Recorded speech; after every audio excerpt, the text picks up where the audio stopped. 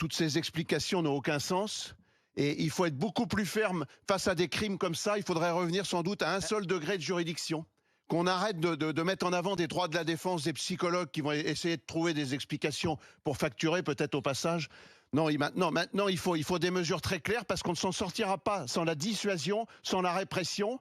Parce que cette personne qui était très appréciée est morte de manière totalement injuste. Il va y avoir une minute de silence qui est un élément très digne dans toutes les écoles de France à la mi-journée. Mais il faut maintenant agir. On Flora. pourrait se dire que c'est pas un événement politique parce que, c'est l'histoire d'un fou qui avait envie de tuer et vu ce que les premiers témoignages qu'on a, il était de sang-froid, c'était vraiment un tueur, en fait. Donc il voulait tuer et donc il allait tuer. Moi, quand il s'agit d'un mineur, j'ai quand même une attention particulière.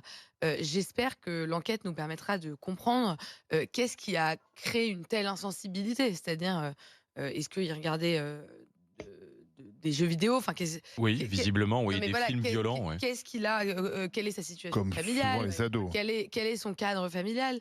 Et oui, mais s'il est enfin, pour le coup, si, on découvre, des éléments qui nous montrent, enfin qui justifient, ce qui rend insensibles les jeunes, moi ça m'intéresserait quand même, d'en savoir plus. Donc je pense pas qu'on puisse dire que c'est un fait divers et que c'est pas un fait politique.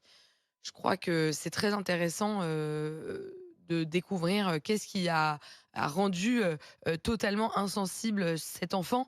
Moi, la phrase qui m'a interpellée, c'est quand, on entend le procureur dire, «Une perte de repère quant à la valeur de la vie humaine». À 12 ans, quoi. Ouais.